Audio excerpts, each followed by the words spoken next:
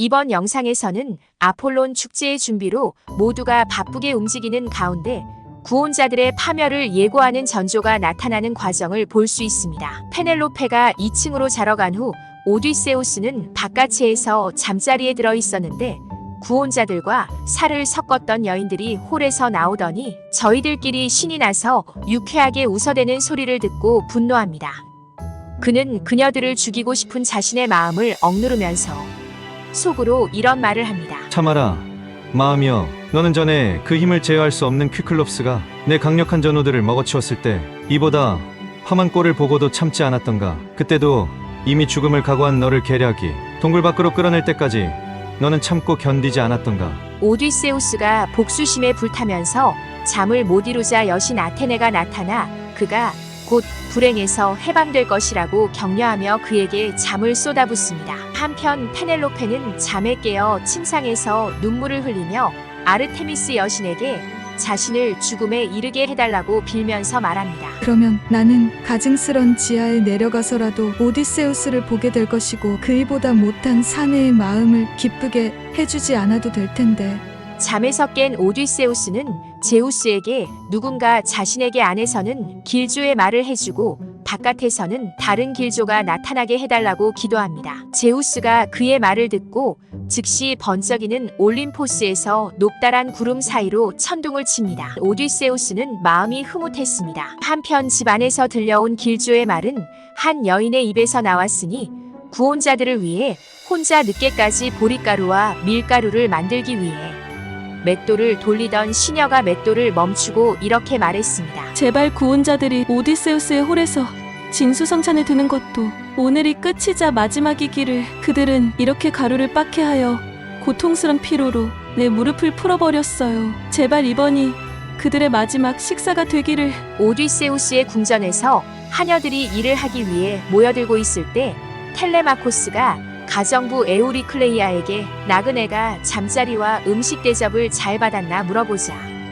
그녀는 포도주와 음식을 원하는 만큼 대접했다고 말합니다. 그날은 아폴론의 축제가 있는 날이라 하녀들도 분주하게 움직이고 있었습니다. 돼지치기 에우마이오스는 모든 돼지들 중에서 가장 훌륭한 것으로 살진 돼지 3마리를 몰고 왔고 염소치기 멜란티오스는 염소들 중에 가장 뛰어난 염소들을 몰고 왔습니다. 멜란티오스는 오디세우스를 보고 시비를 걸었습니다. 그때 일꾼들의 우두머리인 필로이티오스가 새끼를 뵌 적이 없는 암소 1마리와 살진 염소들을 몰고 왔습니다. 필로이티오스는 나그네를 보고 오디세우스가 생각난다며 눈물을 글썽거립니다. 그는 오디세우스가 어린 소년이었던 자신에게 맡겨두었던 소떼가 지금은 말할 수 없이 늘어났다고 말하면서 구원자들을 위해 일하게 된다면 도망을 치고 싶지만 혹시 오디세우스가 나타나 구원자들을 물리칠까봐 오디세우스를 생각하며 버티고 있다고 말합니다. 그 말을 듣고 있던 나그네는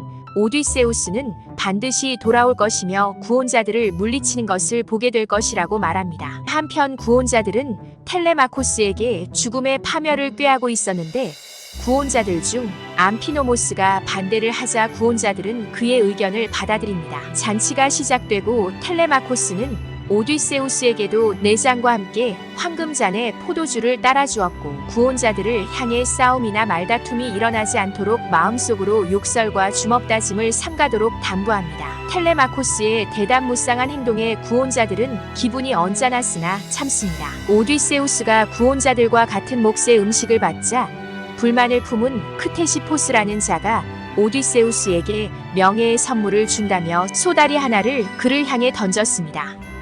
그 모습을 본 텔레마코스가 말합니다. 크테시포스여, 정말이지 이것은 그대에게 오히려 잘된 일이오.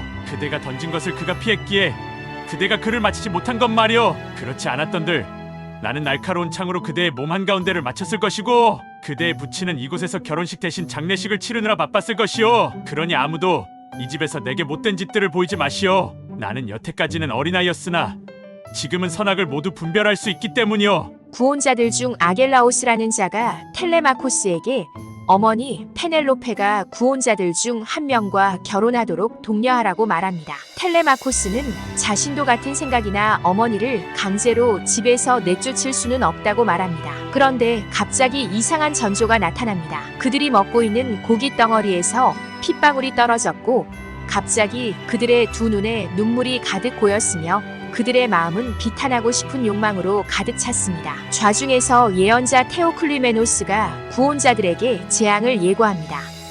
아, 불쌍한 자들이여. 그대들은 어찌 이런 고통을 당하고 있는가? 그대들의 머리와 얼굴과 무릎은 밤의 어둠에 쌓여 있구나. 현관과 앞마당은 암흑을 향해 에레보스로 달려가는 사자들의 그림자들로 가득 찼도다. 해는 하늘에서 사라지고 고약한 안개가 세상을 온통 뒤덮는구나. 구원자들은 그를 비웃으며 대문 밖으로 호송하라고 했으나 그는 제 발로 나가겠다고 하며 텔레마코스의 친구인 페이라이오스의 집으로 갔고 페이라이오스는 그를 반갑게 맞이하였습니다. 구원자들은 텔레마코스를 화나게 하려고 그의 손님인 테오클리메노스와 나그네에 대해 비아냥거렸으며 텔레마코스에게 손님에 관한 한 박복하다고 하며 그를 조롱합니다. 텔레마코스는 그들의 조롱에 동요되지 않았고 오디세우스가 그들을 응징할 때까지 꾹 참고 기다립니다. 여신 아테네와 오디세우스는 구원자들을 파멸에 이르게 할 것을 예고합니다. 이번 영상에서는 오디세우스의 궁이 아폴론 축제로 바쁜 가운데 구원자들의 파멸을 예고하는 전조를 볼 수 있었습니다. 이상 오디세이아 20권을 요약한 내용이었습니다. 구독과 좋아요는 영상 제작에 큰 힘이 되고 있습니다. 감사합니다.